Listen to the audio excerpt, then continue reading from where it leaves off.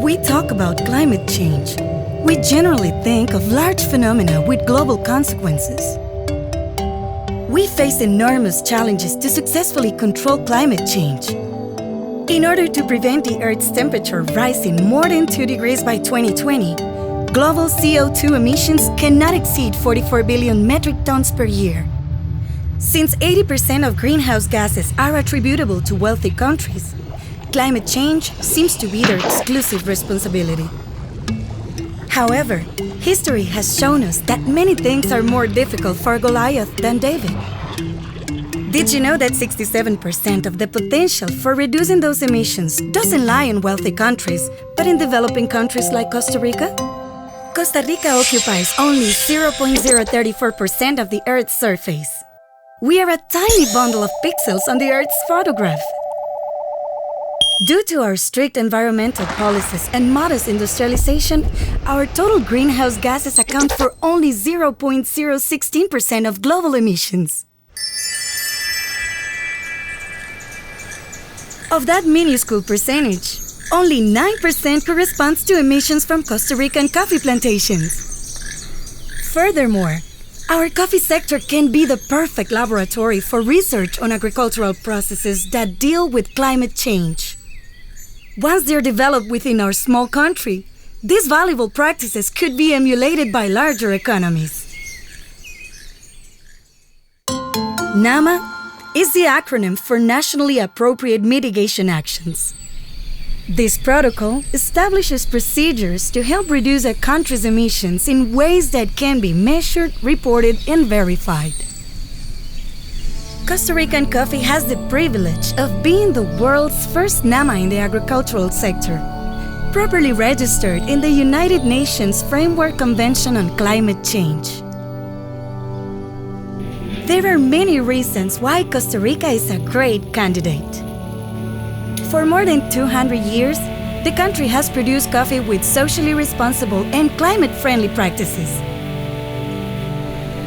Thanks to the role of the 80-year-old Coffee Institute, we have the instruments to measure and tax the results of all the actions pertaining to the reduction of emissions in the agro-chain.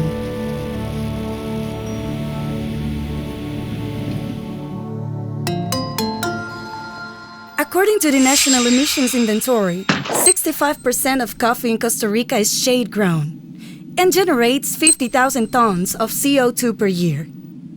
The lesser 35% of the crop is produced without arboreal coverage and generates at least 84,000 tons. That means we could reduce our emissions approximately 30% if we reforest coffee plantations. This combination of coffee plantations and tree canopies attenuates emissions, which increases the biomass that offsets carbon, reduces the use of fertilizers, and prevents erosion, among many other benefits. It's also a way of adapting to climate change. Since the shade lowers the temperature in the plantation, it won't be necessary to move crops to higher altitudes.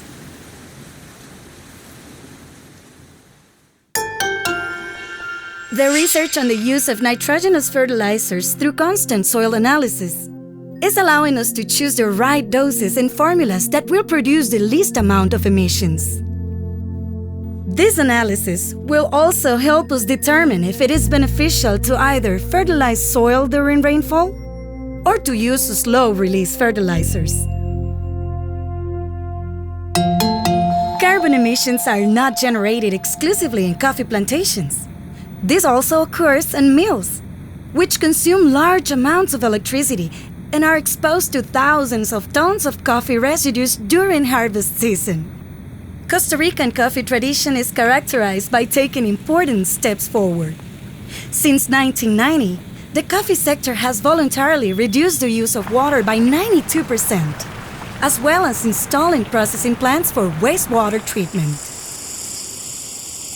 Since oxidation lagoons release methane, we are currently in the process of replacing them for stargrass irrigation fields, which considerably reduce emissions.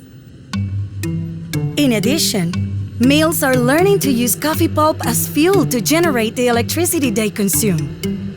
This avoids having to use compost from organic waste, which releases greenhouse gas emissions.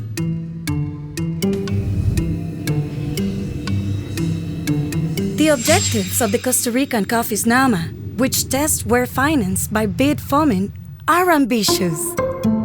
5 years from now, we want to be covering 25,000 hectares, which means that 27% of Costa Rica's land will be harvesting coffee. We'll be helping 6,000 coffee growers and 50 mills apply at least 2 of the technologies and processes to reduce emissions. By following these guidelines, we will prove that Costa Rica's coffee sector may be small in size, but it has big ambitions.